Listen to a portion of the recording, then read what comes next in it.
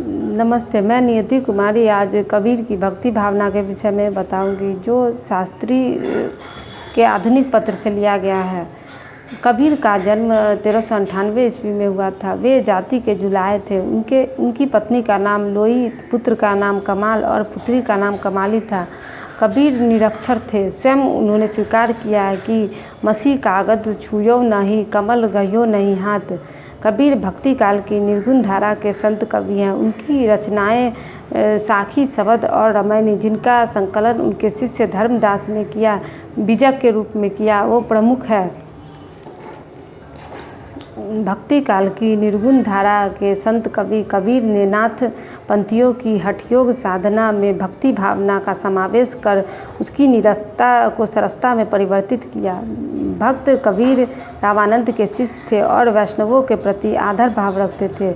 भक्ति भावना के लिए द्वैत आवश्यक है, जो सगुणोपासना में ही संभव है, क्योंकि निर्गुणोपासना तो आत्मा और परमात्मा के अद्वैत पर अधिक बल देते हैं। इसलिए कबीर की भक्ति भावना सूर तुलसी जैसी नहीं है। कबीर यह स्वीकार करते हैं कि भवसागर से पार जाने का साधन भक्ति है। इस भक्ति के अभाव में मानव भवजल में डूबता है। कबीर की भक्ति भावना को कई शीर्षकों में विभक्त किया जा सकता है। जैसे नामकरण के विषय में कहा जाए तो कबीर की काव्य कला के भक्ति भावना के विषय में कहा गया है कि उन्होंने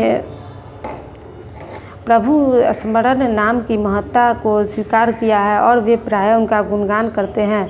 कबीर राम नाम की महिमा का बखान करते हैं। अर्थात कबीर का मत है कि एकाग्रचित होकर जब ईश्वर के नाम का जप किया जाता है तभी वह फलदायी होता है। वे ऐसे नाम स्मरण का विरोध करते हैं जिसमें मन दसों दिशाओं में घूमता रहता है। जैसे कहते हैं कि माला तो कर में फिरे, जीव फिरे मुख माही, मनुआ तो 10 दिशी फिरे, सो तो सुमिरन नाही। आगे आचरण की शुद्धता पर कबीर बल देते हैं। कबीर की भक्ति भावना में सदाचरण पर बल दिया गया है। वे सदाचार को भक्ति का प्रमुख अंग स्वीकार करते हैं। आचरण की शुद्धता को वो महत्वपूर्ण मानते हैं। इसके लिए वे कहते हैं कि व्यक्ति को संपूर्ण विकारों का परित्याग करना चाहिए। विकारों के जनक कंचन और कामनी है, अर्थात इसके त्याग से ही सदाचार का मार्ग प्रशस्त होता है। कबीर ने आचरण की शुद्धता के लिए कुसंग का त्याग करने एवं सत्संग करने पर बल दिया है। कबीर का मत है कि जब तक मन में काम, क्रोध, मद, लोभ, मोह, ईर्ष्या, द्वेष आदि जैसे विकार भरे हैं तब तक हृदय में भगवान की भक्ति नहीं आ सकती। भक्ति मार्ग पर चलने वाले व्यक्ति को अहंकार एवं कपट का परित्याग करना पड़ता है। आगे प्रपत्ति भाव पर वे बल देते हैं। प्रपत्ति का अर्थ है शरणागति एवं आत्मनिवेदन। कवि भगवान को सर्वशक्तिमान मानकर उनकी शरण में जाकर अपनी रक्षा की प्रार्थना करते हैं। कबीर ईश्वर में विश्वास करते हैं। कबीर को भगवान की सर्वशक्तिमत्ता पर विश्वास है। श्रद्धा और विश्वास भक्ति के अनिवार्य तत्व है। कबीर को पूरा विश्वास है कि परमात्मा पूर्ण समर्थ है। वह राई को पर्वत और पर्वत को राई करने की सामर्थ्य रखता है। आगे कबीर वैराग्य भावना पर बल देते हैं। अर्थात वे कहते हैं कि जो भक्ति चाहता है उसे संसार के प्रति विरक्त होकर अपने मन में जगाना आवश्यक है।